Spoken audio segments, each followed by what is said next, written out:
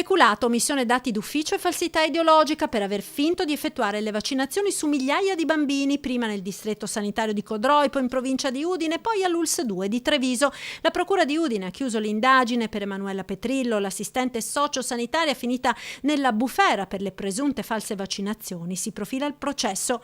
Aspettiamo l'udienza preliminare, ha commentato il legale della donna Paolo Salandin, che nel frattempo depositerà un'istanza per incompatibilità ambientale, chiedendo quindi lo spostamento del processo in una sede più serena, quindi probabilmente fuori dalle due regioni, Veneto e Friuli, coinvolte nella vicenda. In una sede che non è stata oggetto di queste migliaia di vaccinazioni, quindi migliaia di persone che hanno fatto pressione, fanno pressione, possono fare pressione su un processo del genere. Quindi noi chiediamo una sede neutrale dove sostanzialmente la Petrillo non ha operato, in modo che ci sia serenità poi di giudizio. Gli esiti delle analisi effettuate dai periti del Tribunale di Udine hanno confermato le accuse nei confronti dell'assistente sociosanitaria trevigiana, visto che dei bimbi vaccinati da Emanuela Petrillo solo una minima parte, dal 10 al 15,5%, risulta effettivamente immune.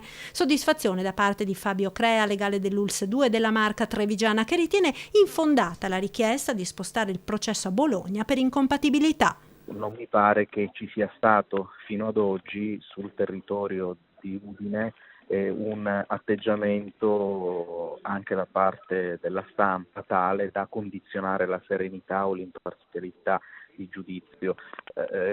Cosa dovremmo dire allora per quanto riguarda i processi per esempio di Veneto Banca o di Banca Popolare di Vicenza, dove sicuramente le persone offese sono un numero notevolmente maggiore e sicuramente i danni sono stati sicuramente maggiori rispetto a quelli che si paventano in questo procedimento penale.